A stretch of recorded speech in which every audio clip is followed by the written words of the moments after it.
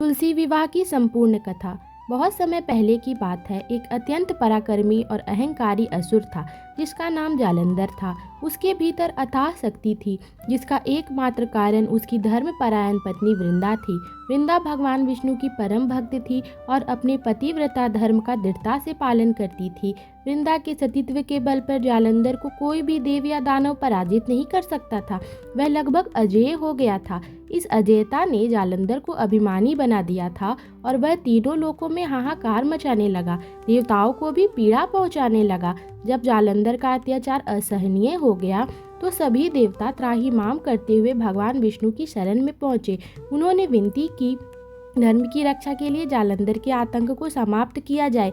भगवान विष्णु जानते थे जालंधर को पराजित करना असंभव है जब तक वृंदा का पतिव्रता धर्म अक्षुण्ण है। धर्म की रक्षा के लिए उन्होंने एक छल का सहारा लेना पड़ा। भगवान विष्णु ने अपनी माया से ठीक जालंधर का रूप धारण कर लिया। उन्होंने वृंदा के आश्रम में प्रवेश किया। वृंदा ने उन्हें अपना पति समझकर उनकी पूरी श्रद्धा से सेवा की। जैसे ही वृंदा ने किसी अन्य पुरुष को पति मानकर उसकी सेवा की, उनका पवित्र सतीत्व भंग हो गया। इधर वृंदा का सतीत्व भंग होते ही जालंधर की सारी शक्तियां क्षीण हो गई और वह युद्ध के मैदान में मारा गया। जब वृंदा को इस भयानक छल का पता चला तो उनका हृदय क्रोध, दुख और अपमान से भर उठा। उन्होंने देखा कि उनके पति की मृत्यु का कारण कोई और नहीं बल्कि उनके पूज्य देव भगवान विष्णु हैं। क्रोध में आकर वृंदा ने भगवान विष्णु को श्राप दिया कि उन्होंने छल से उनका रूप चुराया है, इसीलिए वे भी पत्थर बन जाएंगे। देवताओं और ऋषियों ने जब उनके श्राप वापस लेने की प्रार्थना की तो वृंदा ने अपना श्राप वापस ले लिया। इसके बाद वृंदा अपने मृत पति के सिर को गोद में लेकर अग्नि में समा गई और सती हो गई।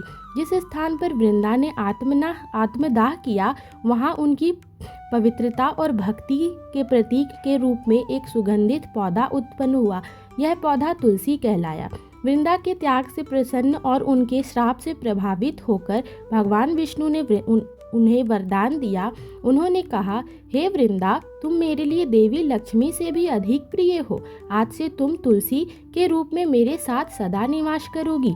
भगवान विष्णु ने यह भी घोषणा की कि वे स्वयं अपने श्राप से प्रभाव से शालिग्राम पत्थर के रूप में पूजे जाएंगे और प्रत्येक वर्ष वे तुलसी से विवाह करेंगे। तभी से कार्तिक मास के शुक्ल पक्ष के एकादशी या द्वादशी के दिन भगवान विष्णु के शालिग्राम स्वरूप और तुलसी माता का विवाह कराने की परंपरा चली आ रही है, जिसे तुलसी विवाह के नाम से जाना जाता है।